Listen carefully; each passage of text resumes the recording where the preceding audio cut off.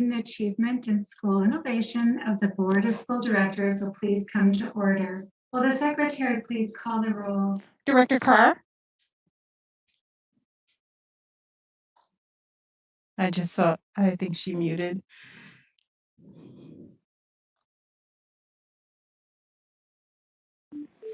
Director Carr? Director Garcia? Present. Director Gokul Gandhi? Present. Director Leonard? Present. Director Carr? Chair Simpson? Present. We have four The chair will present. now ask, The chair will now ask the secretary to lead us in the recitation of the Pledge of Allegiance. Members, please mute your devices.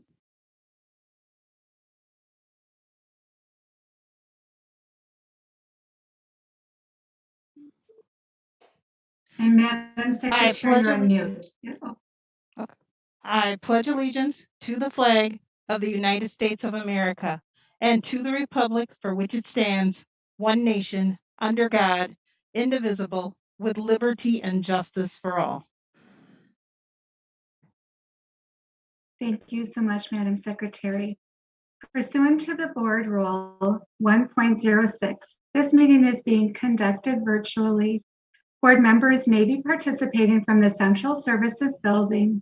In order to allow as much public participation as possible, this meeting is being broadcast via live stream on the MPS website and on the MPS YouTube stream, the links of which may be found on the MPS website on the broadcast page. Before we begin tonight's meeting, we have a short announcement regarding interpretation services for the Spanish-speaking members of our audience.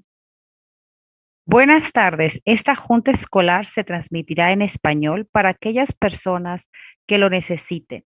Para escuchar esta junta en español, por favor marque el número 312-626-6799. Repito, por favor marque el número 312-6266-799 y ponga el número de identificación o código que es 608-130-5362. Repito, el código es 608-130-5362. Gracias. Thank you.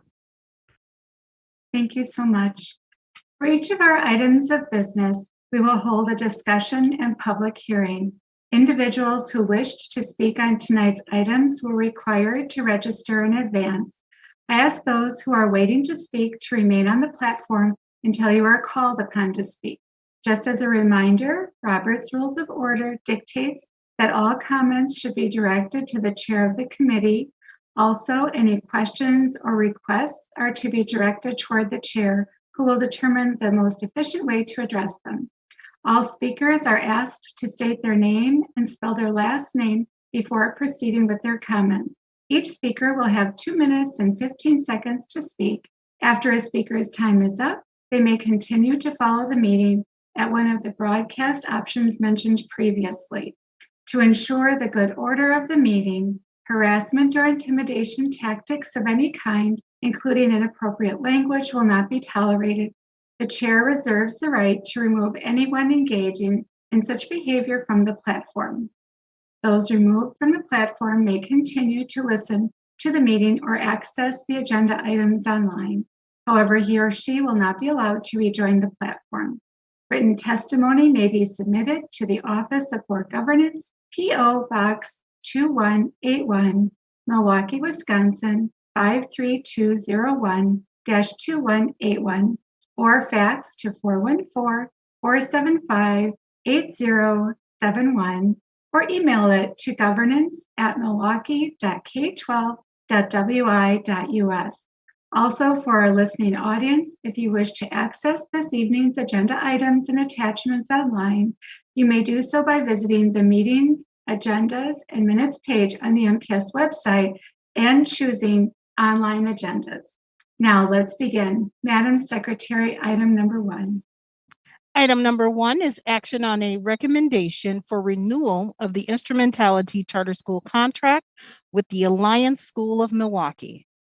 The recommendation is that the board approve the renewal, a three-year contract renewal with Alliance, and 2, authorize the superintendent's designee in consultation with the board's designee and the Office of the City Attorney to enter into contract negotiations with representatives of the Alliance School and to draft a renewed Instrumentality charter school contract to begin with the start date of the 22-23 school year and to end on the last regularly scheduled day of the 24-25 school year. Thank you. Will administration please present this item? Good evening, Chair Simpson and members of the committee. Keith Posley, Superintendent of Schools. We are asking for your approval of the renewal of the Alliance School of Milwaukee Instrumentality Charter School contract based on the recommendations that is before you this evening. At this time, I'll ask Bridget Schock to walk us through the renewal recommendation, and after which we'll be more than happy to answer any questions that you may have in regards to this item. Bridget. Good evening, Chair Simpson, members of the committee, Bridget Schock, Director of Contracted School Services. The item before you is the first step in the renewal process. In the last year of our charter school contract, a recommendation is presented to the board for consideration of the contract renewal based on the school's meeting the established educational, financial, and organizational standards outlined in their contract. The Department of Contracted School Service is charged with initiating the renewal process. Each charter school in the renewal cycle submits a letter of intent, charter school renewal application in response to its educational, financial, and organizational performance outlined in the performance summary. The charter school review team conducts a thorough review of these documents along with additional data and spends a full day at the school observing classes and listening to the testimony provided by students, parents, staff, governing body, and community members. Based on the thorough review of Alliance, the recommendation is for a short-term 3-year Instrumentality charter school contract. The mission of Alliance is to provide a safe, student-centered, and academically challenging environment to meet the needs of all students. Alliance is committed to serving students and families in a caring, nurturing, and supportive manner through its social-emotional practices, restorative practices, community partnerships, and family engagement. Alliance is committed to demonstrating academic growth as an emphasis on social-emotional learning and is dedicated to cultivating meaningful relationships with students. Alliance has continued to be consistent with its financial and organizational performance over its term. Attached to this item, you'll have a detail of the application for renewal that was submitted by the school, along with the performance summary that outlines all of their data and the team recommendation, along with the current contract that we have with Alliance. At this time, we can answer any questions that you might have. Thank you so much for that presentation. If it's okay with board members, I would like to see if there's any public testimony on this item first. And I'm seeing some nods. So, Madam Secretary, do we have any public testimony on this item? Madam Chair, we do have public testimony on this item. Would you like to go to the speaker list? Yes, please. Thank you. The first speaker we have on the platform to speak on this item is Amanda Shrub. Please state your name, spell your last name, and begin your testimony.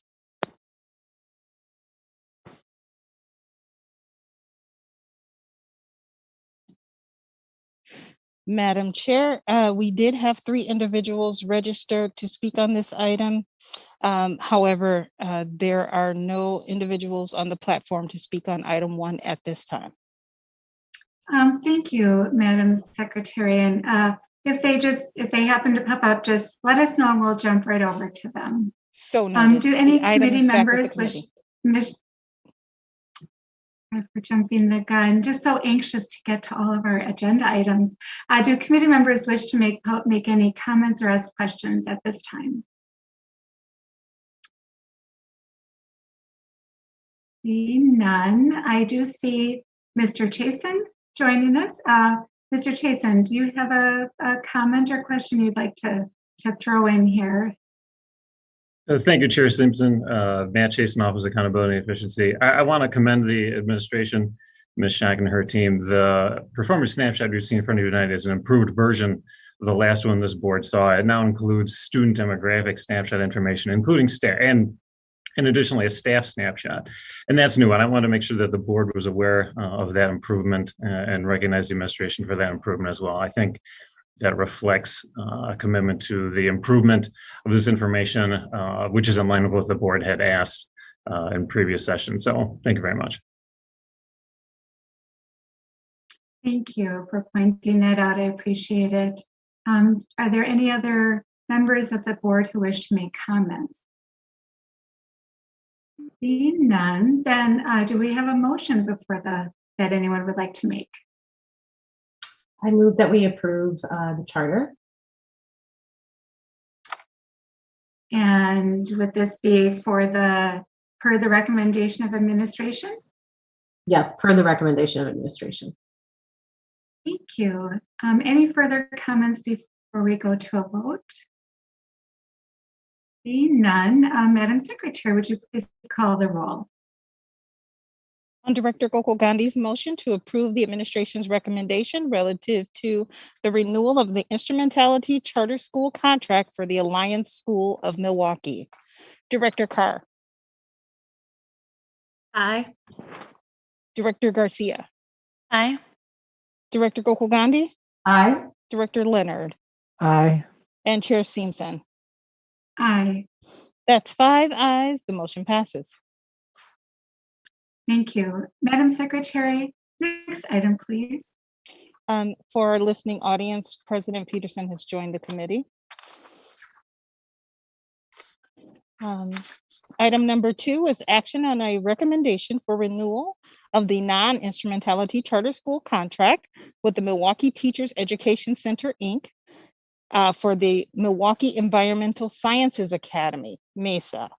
The recommendation is that the board, 1, approve the renewal of a 3-year non-instrumentality charter school contract with Intech for the Milwaukee Environmental Sciences Academy, MESA, and 2, authorize the superintendent's designee in consultation with the board's designee and the office of the city attorney to begin a draft of a renewal of a contract with the school to begin with the 22-23 school year and to end on the last regularly scheduled day of the 24-25 school year. Thank you so much. Welcome, Director Peterson. And will administration please present this item? Chair Simpson and members of the committee, this item is seeking your approval of the recommendation for the non-instrumentality charter with Milwaukee Teacher Education Center, Inc. for Milwaukee Environmental Sciences Academy. I will ask Bridget Schock to walk us through the renewal and recommendations and after which we'll be more than happy to answer any questions that you may have in regards to this item. Bridget. Good evening, Chair Simpson, members of the committee. Bridget Schock, Director of Contracted School Services. Following the same process from this previous item, in the last year of the charter school renewal process, we spent a day thorough observation and looking at data for renewal of the charter school contract, looking at financial, organizational, and academic performance. So based on that review, the recommendation for Milwaukee Environmental Sciences Academy is for a short-term 3-year non-instrumentality charter school renewal. MESA is dedicated to the intellectual, physical, social, and emotional growth of all students with an emphasis placed on engaging students in thinking, problem solving, and decision making, allowing students to function in a global society. The goal of MESA is to provide instruction for students through the implementation of expeditionary learning. MESA is one of the few urban expeditionary learning schools and provides rich curriculum that is relevant in real-world problem solving and application that integrates English, science, social studies, and mathematics through thematic units. MESA was established in 2013 and is governed by the Milwaukee Teacher Education Center. The team recommends a short-term renewal based on MESA's commitment to implement and the implementation of the feedback from its previous contract renewal, the purposeful social-emotional support for students and staff, a focus on data analysis, and the implementation of continuous improvement. It has consistently met its financial and organizational performance. Attached to this item, you will find the renewal for application that was submitted by the school, a copy of the performance summary, and the team recommendation. At this time, we can answer any questions that you might have. Thank you for that presentation. And just like the last item, I'd prefer to start with public comments if we have any. Madam Secretary, do we have any public comments? Yes, Madam Chair, we do. The first speaker on the platform to speak on item number 2 is Betty Annette Davis. Please state your name, spell your last name, and begin your testimony.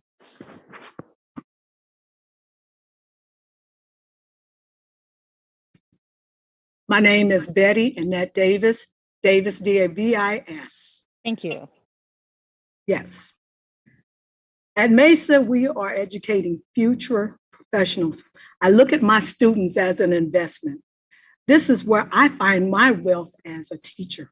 Here at Mesa, we are cognizant that our scholars must be able to compete with their counterparts in high school and beyond.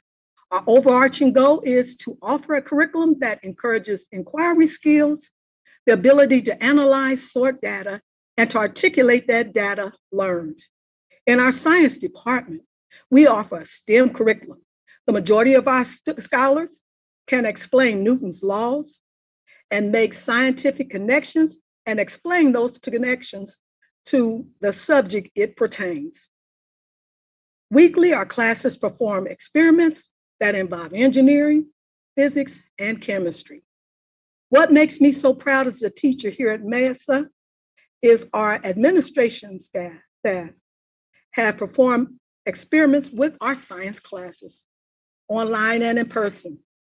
Secondly, they have attended and participated in our scientific debates.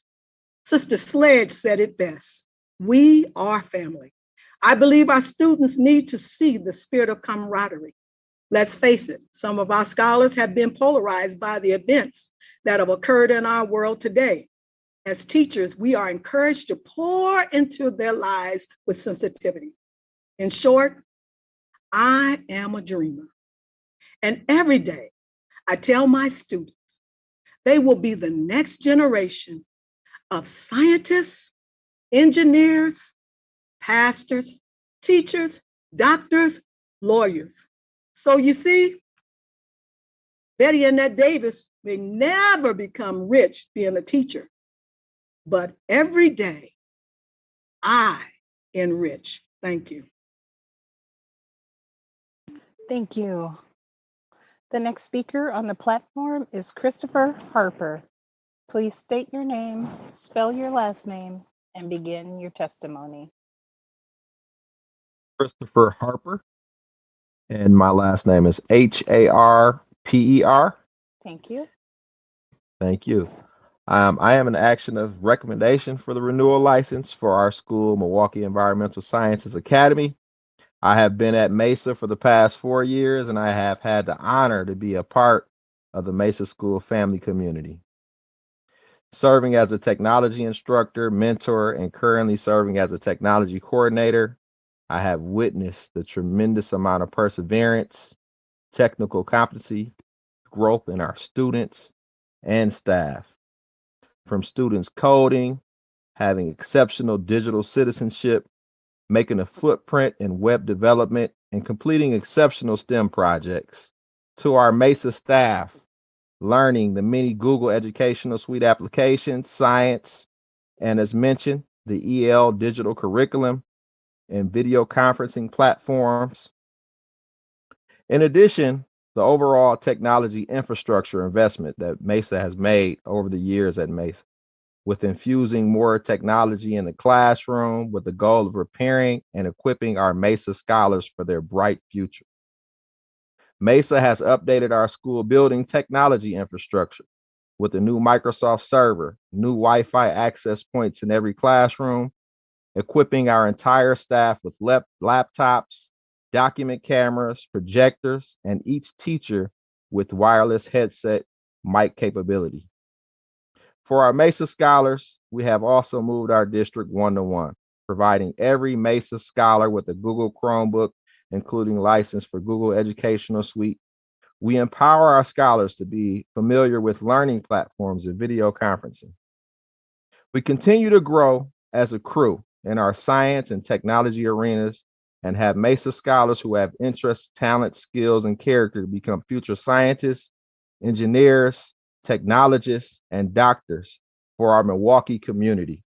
Once again, I am 100% in support of Mesa and this charter renewal. I will continue to work towards our vision and mission to propel our Mesa scholars, staff, and family. Thank you. Thank you. The next speaker on the platform is Kiana Cobb. Please state your name, spell your last name, and begin your testimony. Kiana Cobb, C-O-B-B. Thank you. Good evening, board members, Mesa staff, scholars, and families. I would just like to be brief and say that I am in favor of the board's recommendation for Milwaukee Environmental Sciences Academy. I started working at Mesa as a middle school science teacher in 2017, and I'm currently the Dean of Family Engagement. And one thing I noticed when I got to Mesa is how strong the family connections are. As a parent myself, I know how important the relationship between a scholar's family and the teachers are.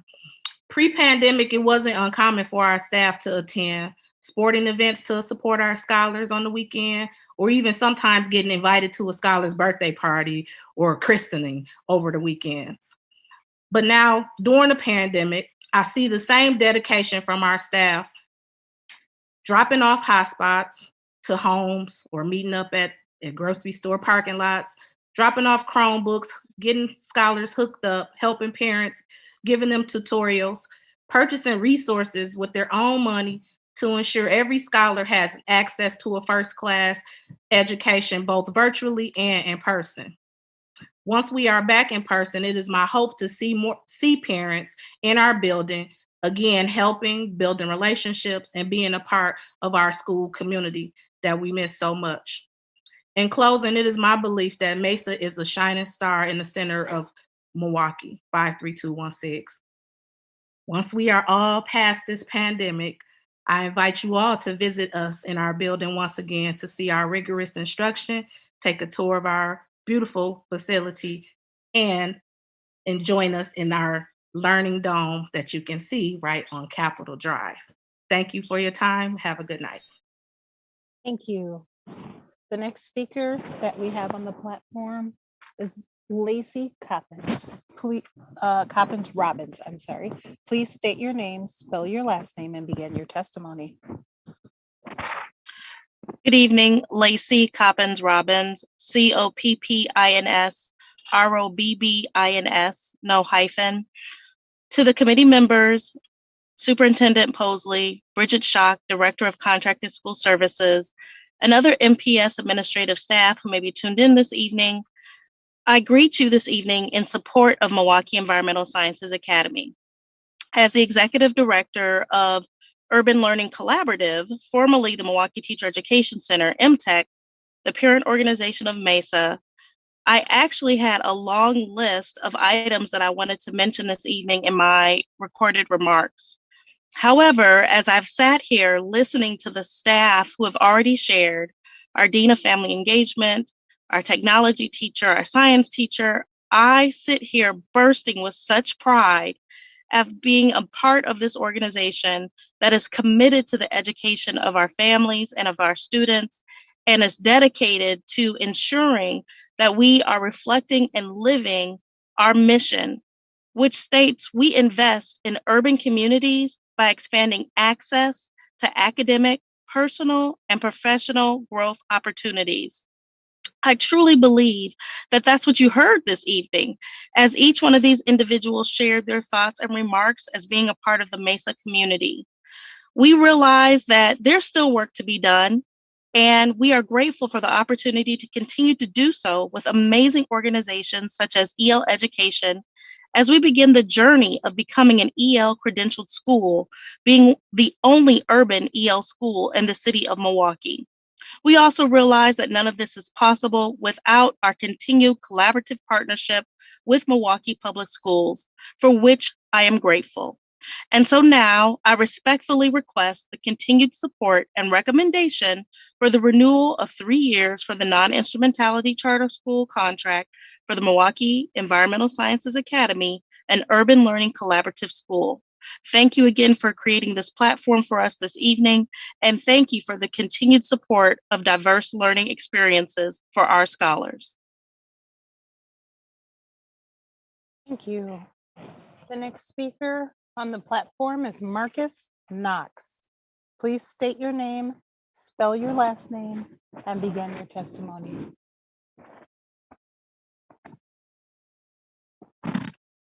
Good evening, board, parents, scholars, and everyone else on the platform. I am in support of the renewal. Please state your name. I'm sorry, I apologize. My name is Marcus, last name Knox, Knox. Thank you so much. I apologize. Again, good evening to the board, parents, scholars, and everyone else on the platform. And again, I am in support of the renewal of our contract at Mesa. I have been at Mesa since 2013, started out in the role of a classroom teacher. I was in that role for a number of years, and those scholars are currently sophomores in high school. Since the opening of our school, we've graduated scholars, and they are now adults in the world and in college. So I am proud to say that Mesa is a place where our scholars have learned what crew is and have persevered, who have accountability, who respect each other, who have integrity, who understand what social justice is, and learned through Mesa how to collaborate. Those are some of the pillars of EL education and Mesa. I am happy to say that our school is growing, and we are doing everything that we possibly can to push our scholars in this pandemic. Again, I am 1,000% in support of our renewal, and I would like to thank the board for allowing me to speak. Thank you. The next speaker that we have on the platform is Rochelle Horton. Please state your name, spell your last name, and begin your testimony. Hi, my name is Rochelle Horton, last name spelled Horton. Thank you. Okay, I just wanted to start off saying with Mesa, my daughter has been there since she was in K3, and it's a great school. And during the pandemic and beyond the pandemic, they reached out to us parents through text, through email, phone calls. You know, they tried to make a way for us to pick up our children's Chromebooks, class supplies. That gave us lists of what we may need at home. You know, they also helped, you know, if we needed help with purchasing things, they would, you know, teachers reached out to us parents. If we needed help, if we struggled, they were always there to help us. And that's the one thing I love about Mesa. Sorry, I'm getting all teary-eyed right now.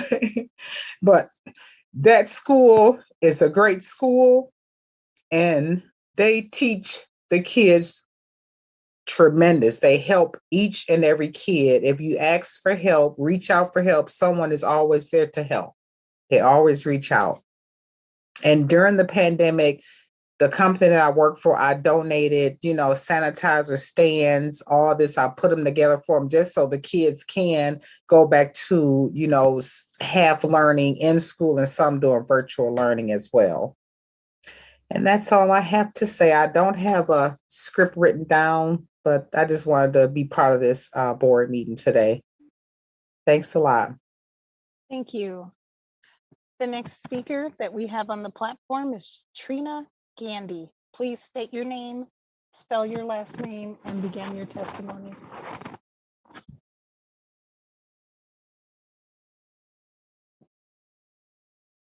Janet Colvin, Colvin.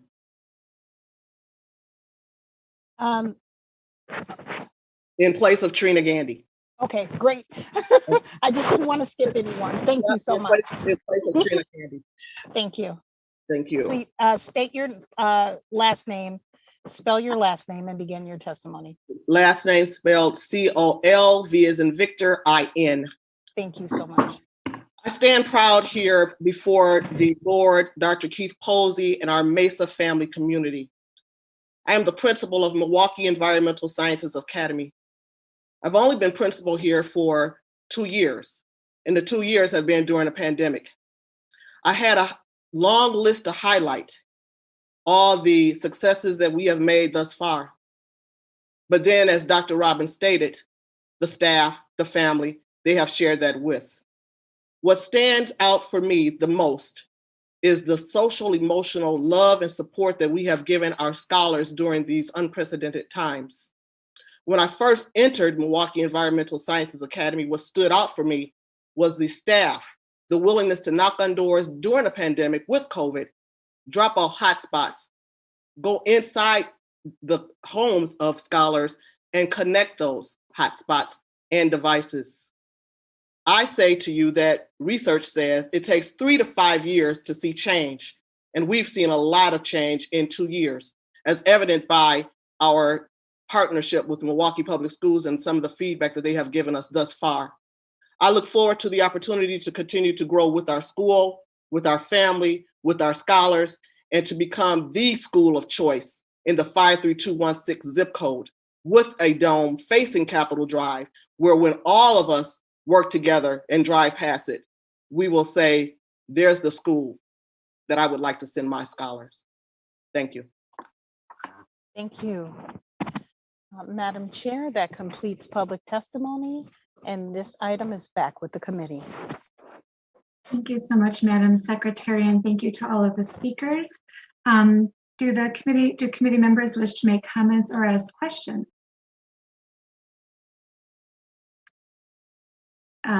Director Leonard. Just a demographics question. How many students, and I don't know, obviously you cannot answer this, but possibly they can. How many students are from the neighborhood that go to Mesa? Administration. Oh, they provide trans. Okay, I can answer. Sure. Chair Simpson, members of the committee, Bridget Schock, Contracted School Services. I don't have an exact number for you. They do provide transportation, but I'd be happy to share and get that information for you for the number of students. Yep. Director Leonard, any follow-up on that or another question? No. Do any other committee members wish to make comments or ask a question? Seeing none, what is the pleasure of the committee? I move that we adopt the charter with the recommendations from the administration. Wonderful. Any further discussion? Seeing none, Madam Secretary, will you please call the roll? On Director Gokul Gandhi's motion to approve the administration's recommendation relative to the renewal of the non-instrumentality charter school contract with the MTech for Milwaukee Environmental Sciences Academy, Mesa. On the recommendation as read into the record, Director Carr? Aye. Director Garcia? Aye. Director Gokul Gandhi? Aye. Director Leonard? Aye. And Chair Simpson? Aye. That's 5 ayes. The motion passes. Thank you. Madam Secretary, next item, please.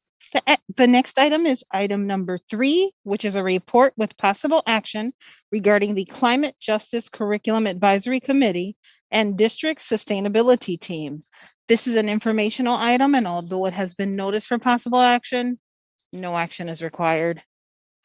Administration, will you please present this item? Chair Simpson and members of the committee, this item is a report related to the Climate Justice Curriculum Advisory Committee and District Sustainability Team. The team is here this evening to walk us through the report and provide updates, and after which we'll be more than happy to answer any questions that you may have. Rochelle? Thank you, Dr. Posley. My name is Rochelle Sandrin. I'm the Science Curriculum Specialist and serving as the Chair for the Climate Justice Curriculum Advisory Committee. Chair Simpson and members of the committee, To continue moving the curriculum work forward, a request, I'm sorry, I need to start at a different paragraph, my apologies. The Climate Justice Curriculum Advisory Committee met for the first time this school year on September 23rd of 2021. We are continuing to actively recruit new members. Through a Thursday update post, we were able to recruit new members and get our committee back up to 16. And that includes some new teachers and other school staff who would like to join. Our next meeting is January 12th at 5 p.m. To continue moving the curriculum work forward, a request for an LTE was written into an EPA grant to support both the climate justice resolution and the schoolyard redevelopment program work. The proposed position will work for at least 1 year as a member of the district science team to continue to vet and create curricular resources and work with the curriculum teams in all content areas to add lessons to pacing and instructional guides. They will also provide training and classroom support for teachers and mentor student interns who will learn to work with classroom teachers to implement the lessons with younger students. This position will work to build capacity in the district. Therefore, the work will continue after the grant-funded position ends. If the district does not receive the EPA grant for the position, the work will be led by the science curriculum specialist and one of the science teacher leaders as a part of the work that continues with the new district science adoption. It was determined that teachers will need 2 levels of professional development for the climate justice lesson. First, some teachers may need to attend professional development designed to address content knowledge on the topic. And second, pedagogy professional development will be offered about how to implement the lessons in a meaningful way with students. Topics for and the design of the professional development will be the work of the Climate Justice Curriculum Advisory Committee this school year. This concludes my portion of the report, and I will now pass it along to Sean Kane. Thank you, Rochelle. Good evening, Chair Simpson and members of the committee. Sean Kane, Senior Director of Facilities Maintenance Services. As mentioned, the district sustainability team will be moving forward with other department team members from DFMS, transportation, school nutrition, communications, procurement, technology, grants, and school administration, and other community partners. Progress has been made, but more is coming to push the needle in the right direction. With that being said, I'd like to introduce you to another champion on this resolution. I believe this new team member will be a great asset and partner working with Ms. Sandry. If you have not already met her, I'd like to introduce Heather Dietzel, our new Sustainability Project Specialist. Heather. Thank you, Sean, Rochelle, Dr. Posley. Good evening, Chair Simpson and members of the committee. My name is Heather Dietzel, Sustainability Project Specialist here at MPS. I received a warm welcome onto the district sustainability team upon my appointment at the September 2021 board meeting. Since then, I've had the opportunity to meet with community partners, Reflow, Milwaukee Metropolitan Sewers District, Milwaukee Environmental Collaboration Office, and the City of Milwaukee Department of Public Works. We've collaborated on projects in progress, such as the closing out of constructed green schoolyard projects and advanced fundraising efforts and design drawings for the upcoming green schoolyard projects. Rochelle and the Climate Justice Curriculum Advisory Committee have invited me to join their meeting next week to review crossover initiatives between the two committees. Following this meeting, monthly district sustainability team meetings will resume in February. We will review past progress on the draft sustainability action plan, including the sustainability goals previously advanced by the team. This concludes our report, and we'd be happy to answer any questions. Thank you very much for that presentation. If it's okay with committee members, I'd like to check on any public testimony first. Yes, Madam Secretary, is there any public comment on this item? Madam Chair, we do have one individual who registered to speak on this item, but she is not on the platform. Okay, well, we'll check in a little bit later. Do committee members wish to make comments or ask questions? Director Peterson. Thank you. I just want to thank the team that presented, and I know it's been difficult during these COVID times, but we have persevered, and I look forward to a very positive and active coming year after with the new year upon us. So thank you for your work, and the board, I'm sure, will continue to support you. We sure will. Yeah, this is such an important initiative, and I'm just so proud of the work that our district is doing on it. Do any other members wish to make a comment or ask questions? And seeing none, this item was informational. So thank you very much again to administration and the team for presenting this item. And Madam Secretary, what is the next item on our agenda?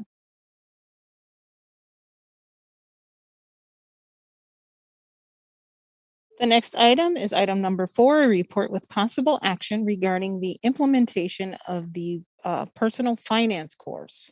This is an informational item, and although it has been noticed for possible action, no action is required. Thank you, administration.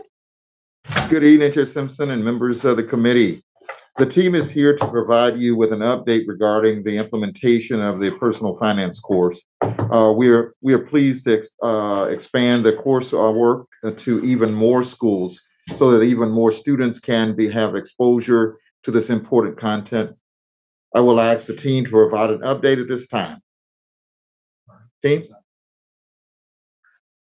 Good evening. John Hill, Director of College of Career Readiness. I have Marty Diaz, our financial literacy teacher here to lead us through presentation. Good evening, Director Simpson, members of the committee. My name is Marty Diaz. I'm the financial literacy teacher mentor. I would like to update you on the development of the personal finance course. These are the district priorities.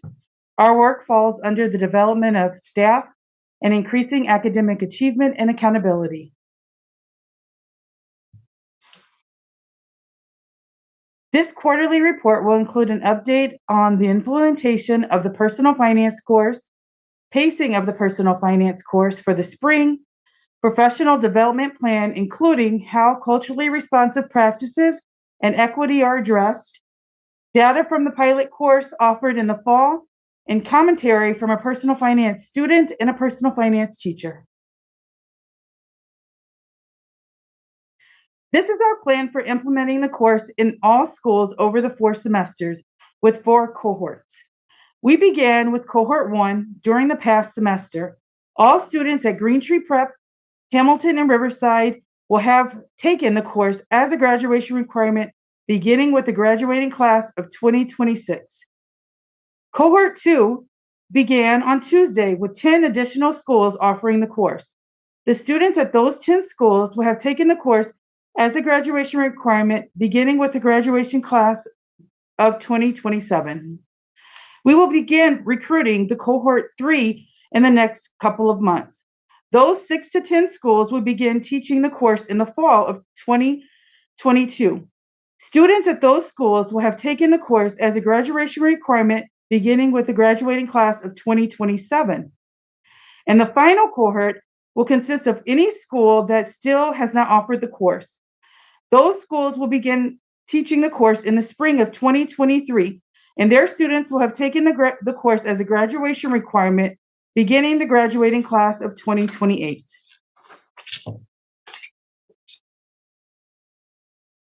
The personal finance course will cover all the major finance topics, which include behavioral finance, taxes, banking, paying for college and alternatives to college, credit, investing, insurance, and budgeting. Additionally, daily lessons will include instruction around equity, as requested by President Peterson's request to discuss issues that have historically and presently presented in personal finance for people of color. In January, students will learn about racial discrimination in finance by providing an analysis of how key historical and ongoing financial practices have led to modern racial inequities in the United States. The behavioral finance lessons allow students to assess their own personal values and shape how they make financial decisions. And the tax unit will allow students to understand income taxes and common forms used to prepare taxes. In February, students will learn about racial discrimination in banking to help students identify how racial discrimination has impacted 2 key functions, keeping deposits secure and lending money, as well as learning strategies to recognize and respond to discriminatory credit practices. They will learn about banking, specifically understanding the difference between checking and savings accounts. In March, students will learn about racial discrimination in education while analyzing how systemic racism has impacted access to higher education and student debt, as well as consider the impacts of racial discrimination on employment and wages. They will identify the quantitative and qualitative benefits of going to college and learn the role that FAFSA plays in the financial aid process. In April, students will learn how to manage their credit and understand why a person may want and need good credit. They will learn about racial discrimination in housing by analyzing historical and current housing practices and policies that have prevented and continue to prevent communities of color from generating wealth. And students will learn steps someone can take if they experience discrimination. Students will also learn the value of investing early and regularly and the importance of diversifying their portfolio. In May, students will learn the importance of health, auto, homeowners, and renters insurance, as well as understanding the financial risk of not having insurance. To wrap up the year, students will learn about budgeting and how to create an effective budget that allows them to reach their financial goals. To sum up the two major changes that we're making from this fall to spring, one, we are making curriculum changes that include more intentional lessons about issues that historically and currently present in personal finance for people of color. And two, we are also establishing a partnership with the Black and Latino Male Achievement for providing professional development and continuous implementation of culturally responsive practices. To ensure that personal finance teachers become confident, qualified, and ready to teach personal finance, all personal finance teachers will participate in at least 30 hours of professional development each year. Personal finance teachers meet 2 hours a month as a cohort to receive professional training on personal finance topics, culturally responsive practices, and assessment strategies. Personal finance teachers also receive support from the financial literacy teacher mentor on a weekly basis. Each personal finance teacher takes at least 2 certification courses each year. These courses strengthen their own content knowledge over 10 hours of intense professional development and are assessed through a 1-hour exam in which teachers must score an 80% or higher to get certified. Additionally, the fee grant has awarded to our district has allowed for personal finance teachers to have opportunity to take as many personal finance professional development courses online with Next Gen Personal Finance for free.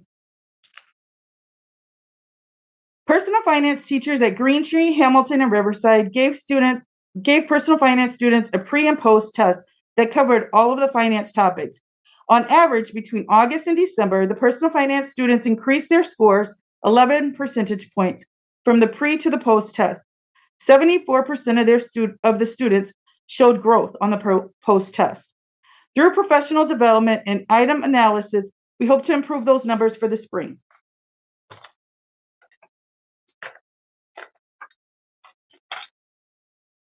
Personal finance students in all 3 schools gave us some feedback at the end of the course. We asked how they would rate the course, and 86% of the students that took the course said it was good, very good, or excellent.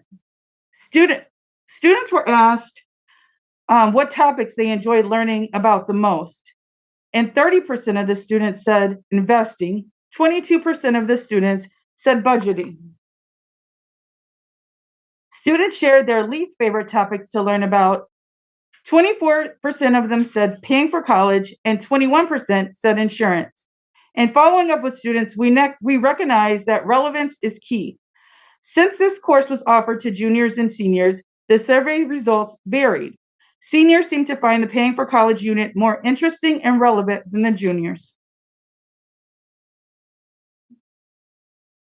The financial behaviors that students reported changing the most were saving and making better financial decisions, budgeting for college, and investing. Students specifically mentioned different investment vehicles that they plan to use to diversify their portfolio. At this time, it's my great pleasure to introduce you to one of the personal finance students, Brooklyn Johnson, and a personal finance teacher, Hannah Lipsher. They will share some of their thoughts about piloting the personal finance course this semester. Brooklyn, are you with us? Yep, hello. Good evening, Chair Simpson and members of the committee. My name is Brooklyn Johnson, and I am a junior at Riverside High School. I took the personal finance course this semester with Mr. Bilal, and I would like to tell you a few things I liked about it. Overall, it was a good course, and I enjoyed it so much. A couple of things I liked about the personal finance course was the videos, the online games, and the budgeting projects. The videos helped me get more engaged, and they are very relatable.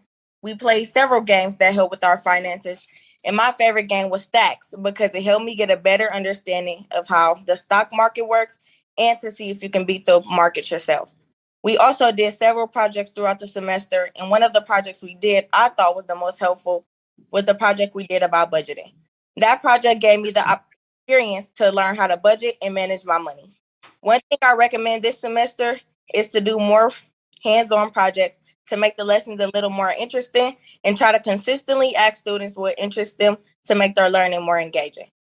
The things I really enjoyed about personal finance was learning about taxes, investing in stocks, bonds, and mutual funds, because soon, someday, I'll be paying or getting taxes back. And me and my dad are already talking about getting into stocks, so this was very helpful for me.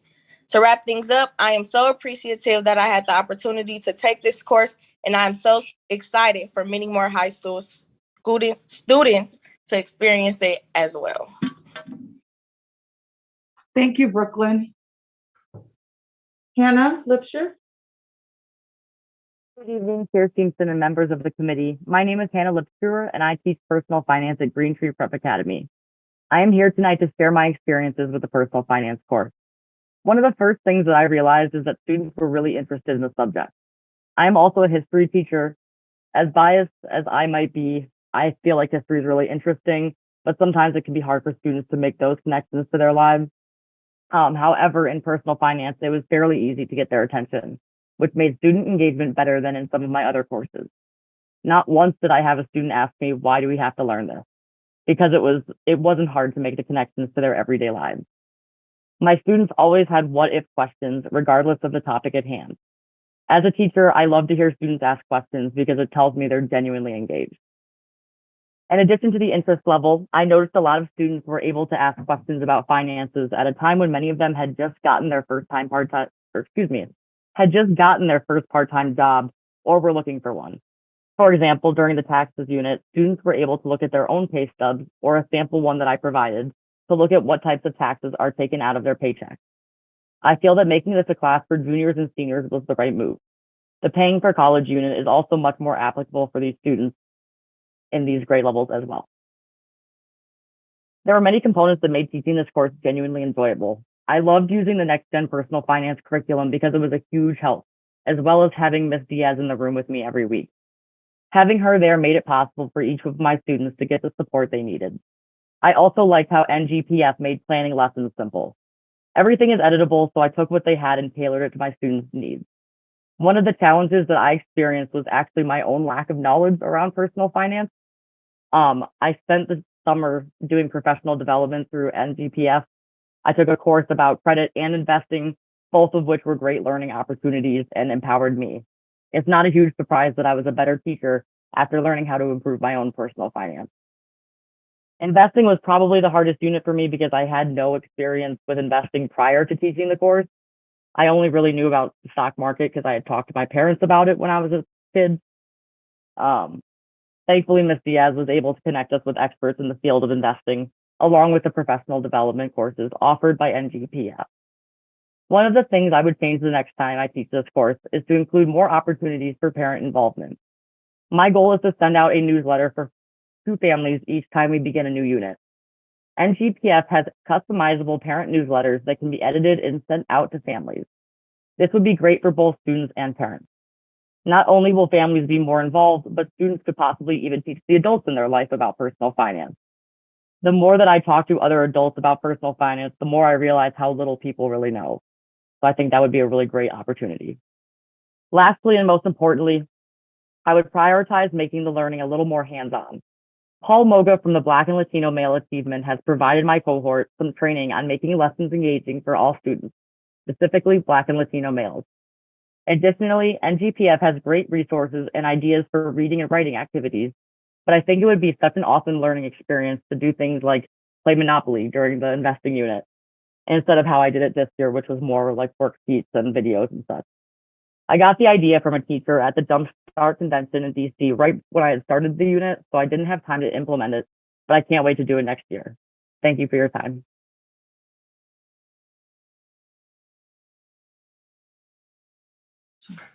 Thank you, Brooklyn and Hannah, for your comments and your feedback. This concludes our update about the personal finance course, and we'd be happy to answer any questions you have. Thank you very much for that comprehensive report. And thank you. So I want to just thank the student, Brooklyn, for her testimony. That was wonderful. Do committee members wish to make comments or ask questions? And I see Director Gokul-Gandhi.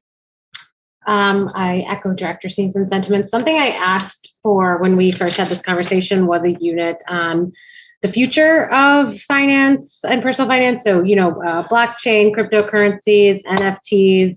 I don't see that reflected here. That's going to be a big part of the way that our economy goes, and our children should learn and know about that. And so that's one question. And the second question is, also bringing in Black and brown investors and venture capital people that they need to be able to see themselves in this world and see themselves of the capitalist society we live in and how they can get involved in that. So I just want to know if you have considered adding kind of where the world is heading.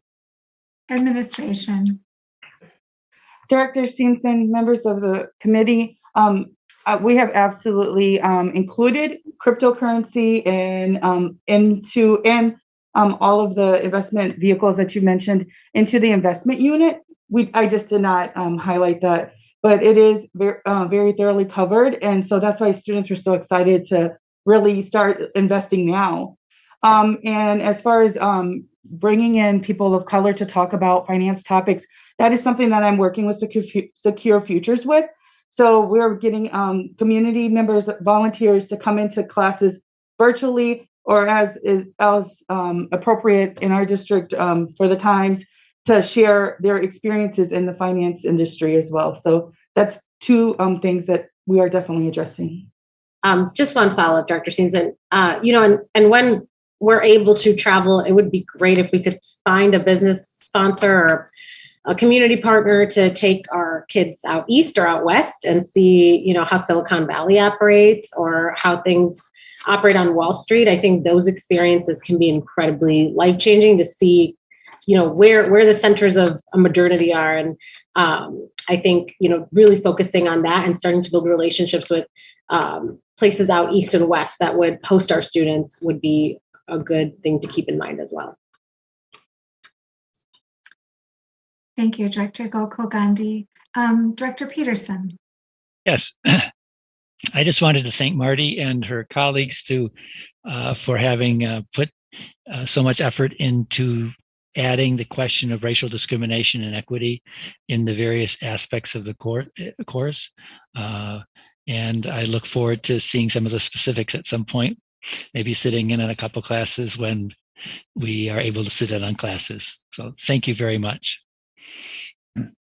Thank you, Director Peterson. Director Carr. I just want to say thank everyone that's been working on this, and a special thank you to the young lady who provided testimony today. It is so encouraging to hear that young people are being taught financial literacy. I recall coming up and not having those discussions or being engaged in any educational settings where financial literacy was delivered in that capacity. So shout out to all of you all. You're doing amazing work. One of the things I wanted to add, and this one is especially personal to me, but would it be possible to add a component in there that teaches young people or students how to protect their assets, their finances, and so on. And I'm really speaking in this digital media age where scamming and identity theft is at an all-time high. Is there an opportunity to infuse the other aspects of financial literacy or illiteracy as a form of preventative measures through the curriculum? I think that's very important. Administration. Director Simpson, members of the committee, we do have a lesson about identity theft, and students enjoyed learning about that this semester. So definitely is a priority. Thank you. Follow-up, Director Carr? No, I missed that, but thank you. That means a lot, a lot. As a victim of it, it is nothing nice. And if it can be prevented and taught, I think that is very important. So again, kudos to each and every one of you. Yes. Madam Secretary, is there any public comment on this item? Yes, Madam Chair, we do have one individual on the platform registered to speak on this item. Great. Let's go ahead and hear that. For item number 4, Kathy Walker, please state your name, spell your last name, and begin your testimony.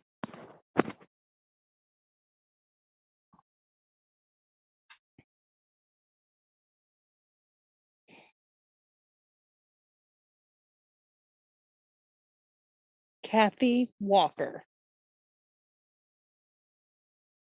Register to speak for item number 4. I'm sorry, I had called in and made a mistake. I said I was going to listening to it, but everything I'm hearing, you kudos, thumbs up to everybody. You're doing an awesome job. Thank you so much. Madam Chair, that would be the last speaker registered to speak on this item, and the item is back with the committee. Thank you so much. Is there any further comment on this item?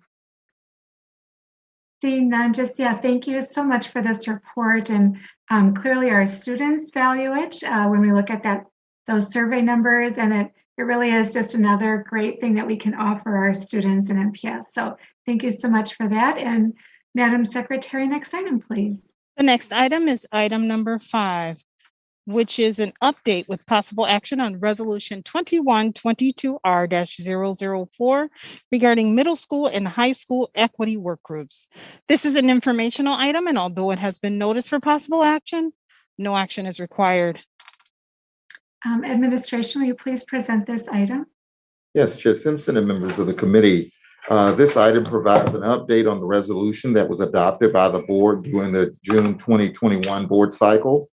A work group has been collaborating to explore the history of the early admission process, as well as a review of the current process. At this time, I will ask Dr. Melanie Stewart to walk us through the presentation. Dr. Stewart. Thank you, Dr. Posley, Director Simpson, members of the committee. Tonight, we are just going to be reviewing the update for the middle school, high school equity work group. This really has met many of our priorities of success. We have looked to increase academic achievement and accountability through these processes. We have looked to improve school culture. We have been developing our staff through the work of the committee of the learning and the data reviews that we have done. And we've also been strengthening communication and collaboration between schools, between parents, between central services. The work group included 56 people that replied to our request for membership. As you can see, there is a wide range of representation of the members that served on this work group. Additionally, those that were employees of Milwaukee Public Schools, we asked if they would also identify their region affiliation. And as you can see, we had representation from every region throughout the district. Additionally, because it was middle school and high school, obviously there are far more representation from those grade levels, but you can see we also had representation from elementary, and then the 11 that were not district or associated with a grade level. The meetings began in October, and we had monthly meetings.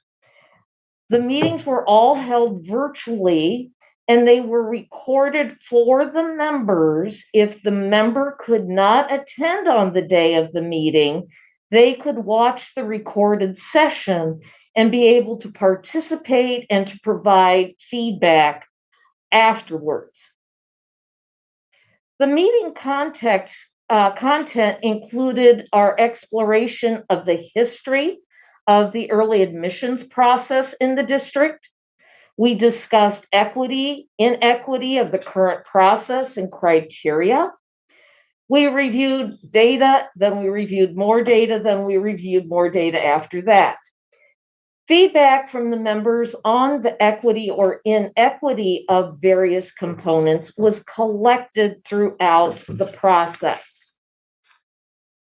What we found were 3 key areas that needed to be looked at in greater depth: the actual process, the select criteria that we have used or are using, and also looking at the middle and high school experience.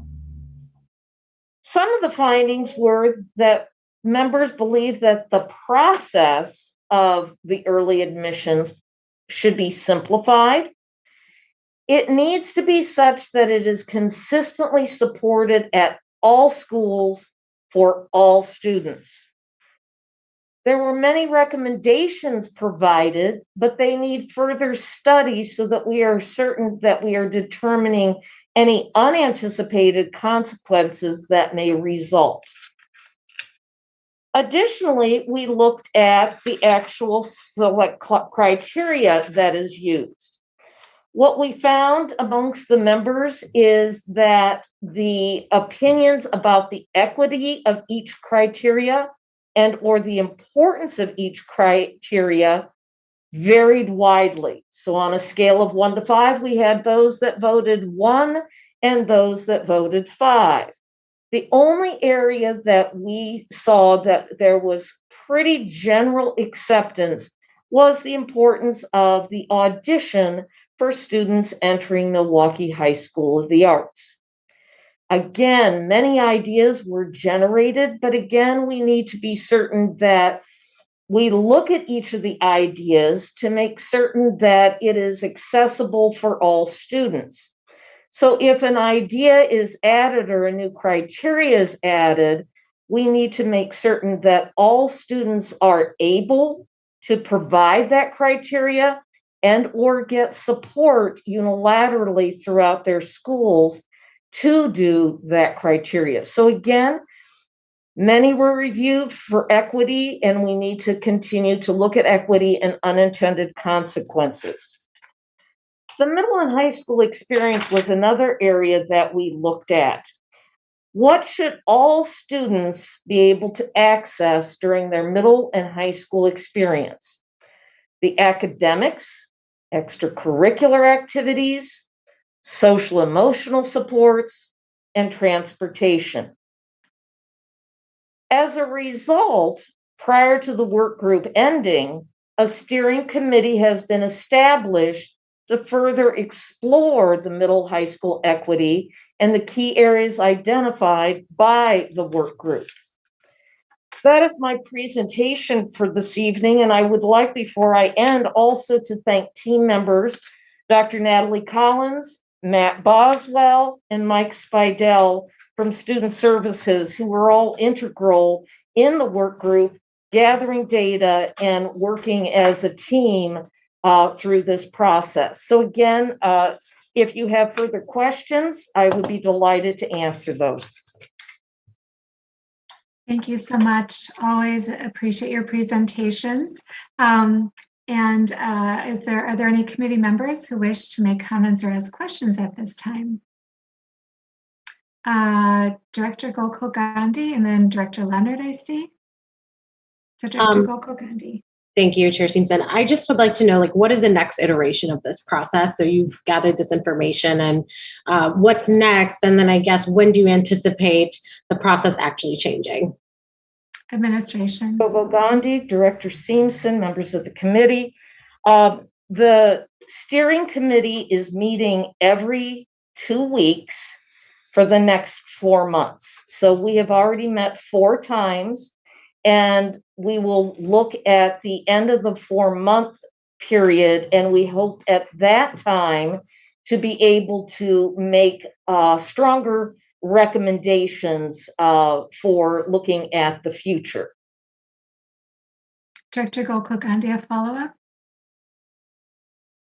Okay. Director Leonard. I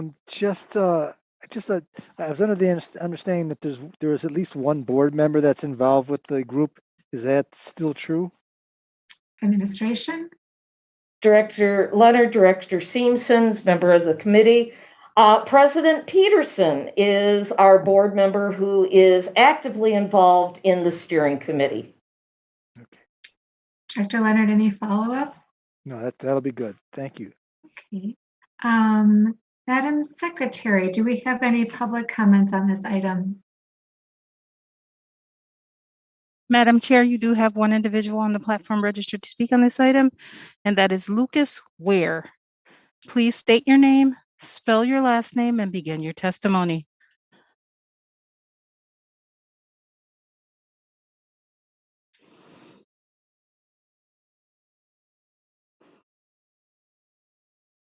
Lucas Weir, W-I-E-R-E-R. Thank you. Chair Seamson and members of the committee, tonight I have a series of questions related to how the work group participants were selected, aside from the information that was produced on the presentation. Of the 16 administrators selected, how many were from central services, how many were principals, and how many were assistant principals? Of the central services representatives, what were their positions and was that considered in their selection? Of the principals and APs, which schools did they represent? Of the 14 teachers, 9 counselors, and support staff selected for the work group, broken down by group, how many were from middle versus high schools? And for the high school staff, how many were from select criteria schools versus non-select criteria schools?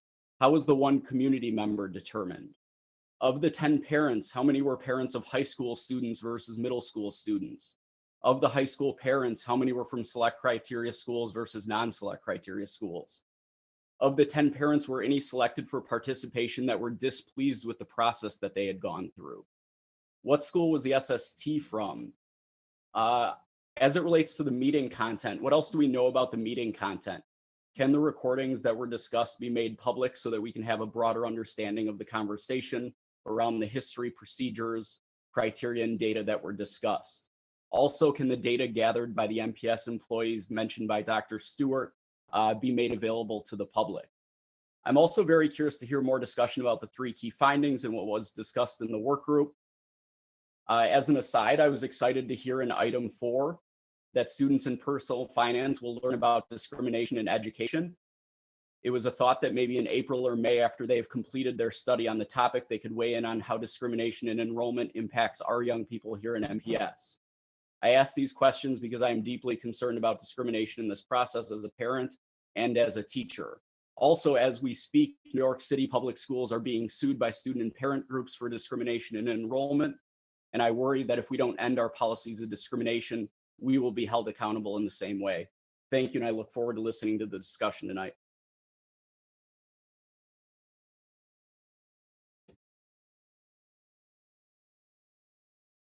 I believe that was our only speaker, Madam Secretary. Is that correct? That is correct.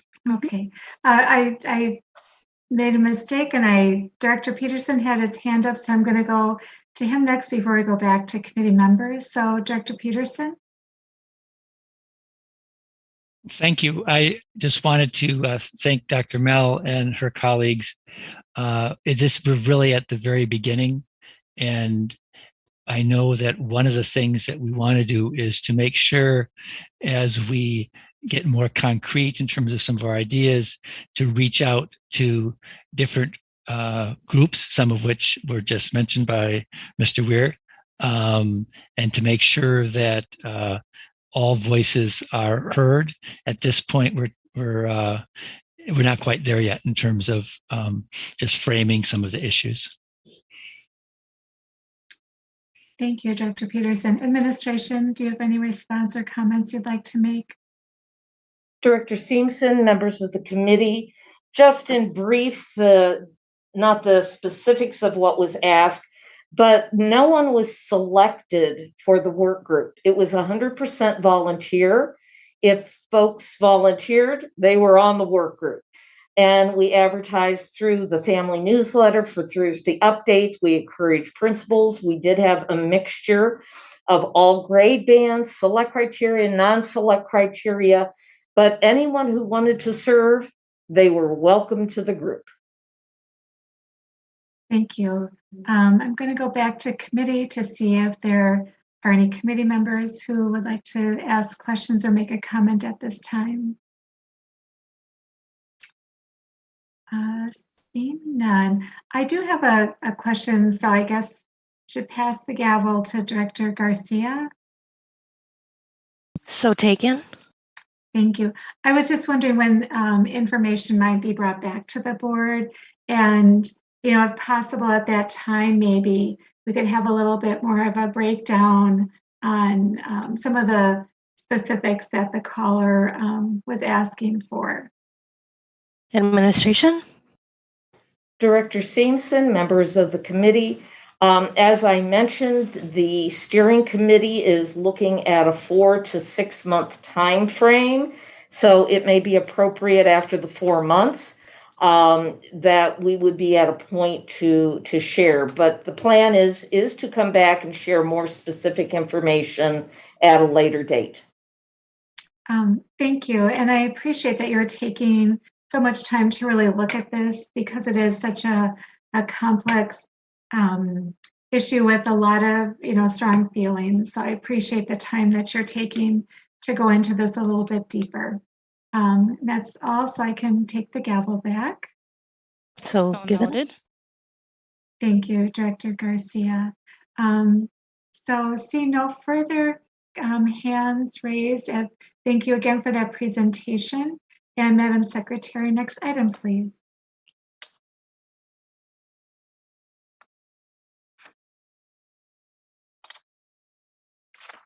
The next item is item number 6, which is a report with possible action on the regional showcase for the Southwest region. This is an informational item, and although it has been noticed for possible action, no action is required. Thank you. Administration, would you please present this item? Chair Simpson and members of the committee, this evening's SASE agenda concludes with the highlight of the night, the regional showcase.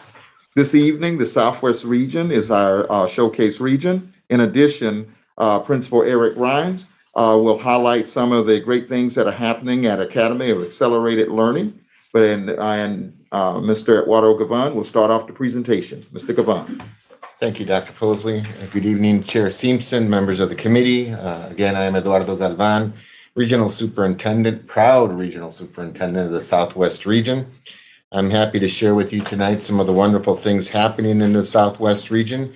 And I would like to acknowledge our extended team that helps to support those 25 schools in the region.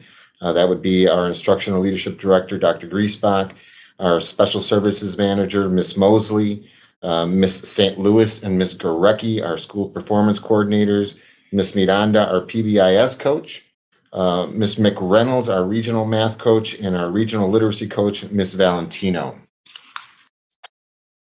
In the Southwest region, we use the 5 priorities for success as a guide to help improve the outcomes for all students, staff, and families in the region and Milwaukee Public Schools. This chart just kind of was made to show where some of our schools fall in terms of traditional bilingual community schools and academic specialty. I would like to point out that many of our schools fall into any number of these categories. For example, although we have, Lowell listed just as an IB school, they are also a traditional in terms of they serve other students. Milwaukee Spanish Immersion is a academic specialty, but they are also a bilingual or fall under the language development bilingual schools. Community schools, Longfellow is a bilingual school. So this chart just is a kind of a way to highlight some of the things that are happening at those schools. Again, this is not an exhaustive list of what happens in our schools. Many of the schools have other programs as well. Bilingual being one of the major ones. 19 of the Southwest Region School offer language programs, be that bilingual, ESL, world language, or immersion. And we work closely with the bilingual multicultural department to ensure all our staff are supported and have the current curricular supports that they need to service those students. We also have schools, 13 in fact, who have applied, have been or accepted into and completed Green Schools Initiative, and 4 more are currently in that application process. We have STEM schools, Project Lead the Way schools such as Hayes, View, and Fairview. Schools that support band and schools that support art focus such as Mitchell and Alba. All of our Southwest schools have sports, clubs, and other activities which support the students inside the classroom and outside the classroom. In addition to that, we also know that, as was mentioned in one of the presentations earlier, the development of the whole child, the social and emotional well-being of our staff and students is paramount. So our schools make that a priority, especially upon return to in-person learning this year. In addition to our community schools, which are listed, our schools have done neighborhood cleanups when not during the pandemic. Our schools have worked with partners to host food drives for our community and have worked through teachers, social workers, guidance to connect our families with resources in the community to provide much needed supports. The graph that you see here represents some of the demographics of the Southwest region. I would like to point out that at third Friday, the enrollment was 11,900. That enrollment has gone up since then and continues to go up. And this represents an increase of 159 students since third Friday. Again, as you see there, a predominant Hispanic population, English language learners, and that encompasses not only Spanish, but other languages as well. This chart represents how our schools landed in terms of the state report card. It's important to know that all of our schools are making strides. They use their SIP plans and other supports to make gains. Now I'd like to introduce the leader of our Spotlight School Academy of Accelerated Learning, Mr. Eric Ryan, to share some of the wonderful things that are happening at AAL. But before doing that, I want to share a little bit about Mr. Ryan. Mr. Ryan is an MPS lifer. He began his education at the very school he now leads as a student at AAL, where he attended from kindergarten through 6th grade, which it went to at that time. He then attended Wedgwood, which at the time was called Bell Middle School, for 7th and 8th grade, and he attended high school at Hamilton High School. After college, he returned to MPS as a teacher, implementer, and then assistant principal at Story School, where he spent 16 years. And finally, for the past 11 years, he has been principal at AAL. Mr. Ryan leads with a calmness that inspires confidence, and as an MPS lifer, he has a burning desire to make sure that all his staff and students are successful. Mr. Ryan, I turn it over to you. Please share with us about your wonderful school. Thank you, Mr. Galvan. Good evening, Chair Seamson, members of the committee. I am Eric Ryan, the principal at Academy of Accelerated Learning. I want to thank Superintendent Posley, Regional School Superintendent, Mr. Galvan, and ILD, Dr. Griesbach, for this opportunity to showcase AAL and represent our community at this board meeting. AAL is a K-4 through 5th grade school on the southwest side of the city of Milwaukee. We currently have approximately 561 students that reflect the diversity of our community, as noted in the chart displayed. Students from around our city and surrounding suburban communities attend AAL at this time. Our school does provide services for English language learners through our ESL program for, as reflected, about 15%. Our English language learners represent the Hmong language, 3 different languages from Burmese students and Spanish-speaking students as well. This particular year, we also are supporting students whose home language is Arabic or Portuguese. So we're excited to have that rich diversity of cultural languages that we get to experience on a daily basis and provide the supports through our ESL program and within our regular education classrooms through our teaching staff. AL also provides special education services for resource support, speech and language support, and we do have comprehensive supports for our students with autism. Next slide, please. AL is a wonderful community of students, parents, and staff that work together to make our mission, vision, and values come to life. Maintaining an active plan takes repeated reflection. Each spring, our learning team and school improvement work group reviews these statements and prepares to present them to the staff in August. To start the new school year, our staff unpack each of these statements to ensure that they continue to accurately reflect our program. And if adjustments need to be made, we work on those together. Once this is finalized, it is presented and reviewed with our school engagement council at our first September meeting. Our mission, vision, and value statements reflect MPS goals, align to IB, International Baccalaureate Program, and demonstrates responsive practices for our learners that drive our school improvement as we work toward growth outcomes for students.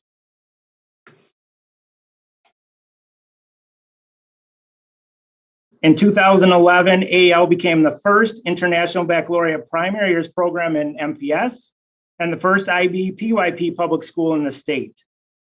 Since our authorization, we have had 2 evaluation visits to support our implementation of the program. Over the years, we have seen the PYP community grow in MPS and throughout the state. As a member of the State IB Association, our IB coordinator, Renee Bass, and teachers collaborate with candidate and authorized schools on a regular basis. In particular, in our neighborhood, we have a very good relationship with Wedgewood Park International School, where many of our 5th grade students continue their education in the 6th, 7th, and 8th grade. AL has partnered with the Milwaukee Symphony Orchestra Arts and Community Education since 2001. This program provides students the opportunity to learn from local, national, and international artists as we integrate the arts into our curricular programming. Through the Department of Curriculum and Instruction, we have partnered with Bernie's Books since 2019. This program provides 3 book distributions each year to our students. Bernie's Books are committed to improving literacy growth through providing age-appropriate, high-interest, and culturally relevant books that children deserve. It is always exciting to see the enthusiasm that students display when we are distributing their bags of books throughout the course of the school year, 1 in fall, 1 in the mid-year, and 1 towards the spring. This year, we missed that opportunity last year, and we were excited to be able to have the opportunity to continue this year. Lastly, on this slide, through our MPS Music Department, MPS continues to provide students with piano and string instrument lessons at school. These opportunities allow our students to explore their talents and adds another dimension to our music program. Next slide, please.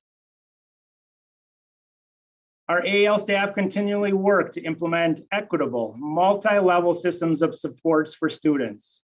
As an outcome of that work, the Wisconsin RTI Center has recognized our school in reading, math, and behavior at the gold level. Last year, we maintained this status as we pivoted to meet student needs in the virtual learning environment.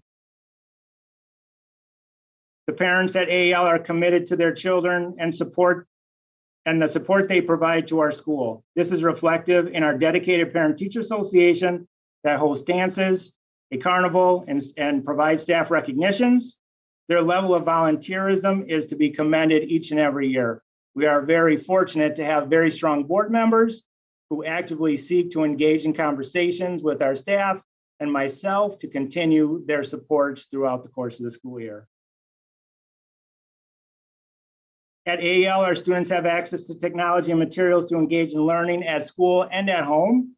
Our experiences last year have only strengthened our ability to meet the needs of our learners. Staff have responded by organizing learning material distributions when needed, and this year we started the school year with a safe outdoor open house to meet and greet families.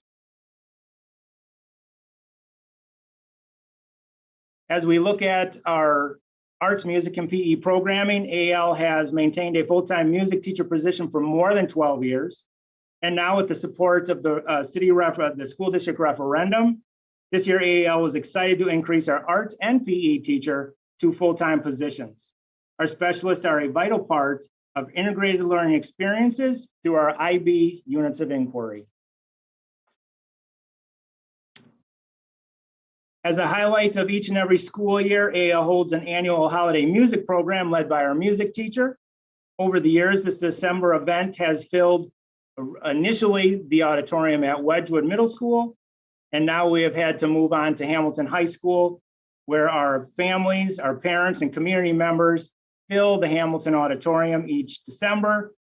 Yet the past 2 years, our program has adapted to be virtual with their performances to continue this annual tradition. This is a picture from this year's video that was presented to families the week prior to winter break. Our school has a music program that incorporates not only our music instruction from Ms. Marks, our music teacher, includes our instrument lessons and our community partnership to foster an environment for enhanced student learning through the arts. Next slide, thank you. Interesting board meeting to see the earlier board item that related to this particular slide, our Green School Consortium of Milwaukee Playground Redevelopment. In 2017, an AL parent recommended the Green Schools grant opportunity as a good fit for our school. After a second attempt application in 2018, we received the grant and our green team was formed. This 3-year process included the participation of our school staff, students, parents, neighbors, and support from Alderman Borkowski. Our team worked to brainstorm, plan, and fundraise to prepare for construction. As a result, our playground went from over 4 acres of asphalt, the same asphalt I played on when I was a student at this school, and became stormwater green infrastructure that integrates green space for play and learning opportunities. After this summer's construction, students have begun to engage in new play experiences as they creatively interact with the space. Teachers have begun to identify connections that can be made between the space and their grade level IB units of inquiry. During the planning phase, we gave specific attention to how we would incorporate the change to our playground to enhance our learning. As I was here over the summer to visit and to watch construction take place, it became truly awe-inspiring to see the transformation that occurred during this past summer. To go from what's the visual on the left, the existing playground that we had for many years of asphalt for our students and our community members to engage in, to what we've transformed our property into for all our students, families, and the neighboring community members to engage in here at AEL. We are certainly appreciative of the support from everyone who participated in this project to make it come and be a reality. Next slide, thank you. To continue to be an effective IB school, our staff needs to be supported with opportunities to reflect on their practices, engage with other IB school staff members, and attend official IB trainings. AL absolutely collaborates with other IB schools in our district and across the state to foster a network of growth for teachers. AL teachers have visited other IB schools as well as hosted IB visits here at our site. Opportunities to attend official IB trainings extends this network to include IB teachers from across the globe. Each year presents new opportunities to improve how we respond to students. The past few years, we have worked to embrace the balance of in-person learning while maximizing virtual learning opportunities. Staff have worked to develop their skills to navigate and create learning that enhances the learning of students. This learning continues as we capitalize on our past experiences to develop new skills. A focus on Tier 1 instruction that aligns materials to standards, support cross-curricular connections that enhance outcomes for students. This year, our staff has begun to unpack the new reading and science adoptions, which provide a foundation to strengthen our Tier 1 instruction. As I close, I want to again thank everyone for this opportunity to showcase AEL at our board meeting tonight. I want to thank our phenomenal staff for all the opportunities that we've had together the last 11 years as we've continued to have a growth mindset to produce outcomes for students that we can be proud of each and every other year, and respect our family and communities that continue to support us as we continue to move forward. Thank you.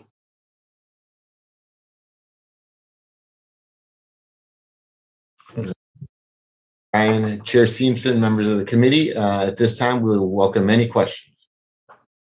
Well, thank you very much for that report, and love hearing about your school and how wonderful it's doing there.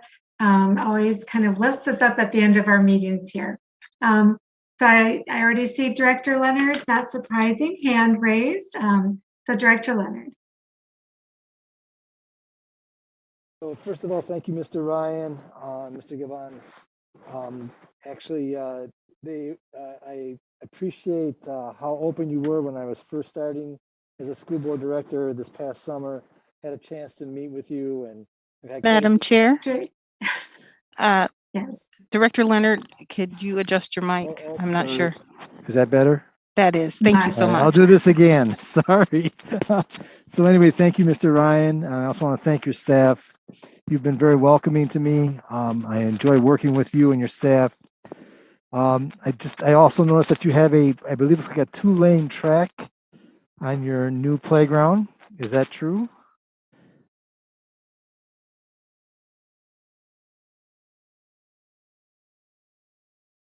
Mr. Ryan? Chair Sorry, Simpson, sorry, members of sorry. the committee, thank you. Yes, I believe it's 2 to 3 lanes on the track that's been painted on the playground. By any chance you have a track coach? We do not. Okay. All right. Well, we'll see what we can do about that. All right. Thank you. Anyway, Yes. thank you very much. Wheels are turning. Do any other committee members wish to make comments or ask questions? Seeing none, Madam Secretary, is there any public comment on this item? Madam Chair, we have no public testimony on this item. All right.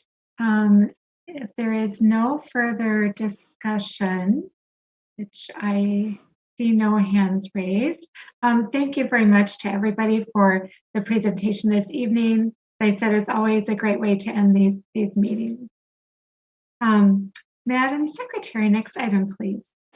Madam Chair, that was the last item on this meeting's agenda. But before we adjourn, I'd like to alert anyone who has registered for the next meeting, which is a special board meeting, that the platform will open up and they should be able to log into the platform to register to speak. But as long as this meeting is still in progress, the other platform is not open. Yes, thank you. Yes, and as a reminder, a special meeting of the board will begin shortly after the adjournment of this meeting. This broadcast will be shut down to allow for a brief transition period. If you wish to watch the special meeting, please refresh your screen in a few minutes and click the link again to view the next meeting. If you register to speak at the special meeting, please wait a few minutes and log in again to join the platform. There being no further business before this committee, we are adjourned. Thank you, everybody, and see you in a few minutes. Thank you.